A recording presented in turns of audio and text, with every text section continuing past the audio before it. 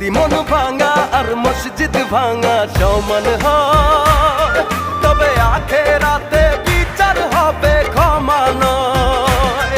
যদি মন ভাঙা আর মসজিদ ভাঙা সমান হয়,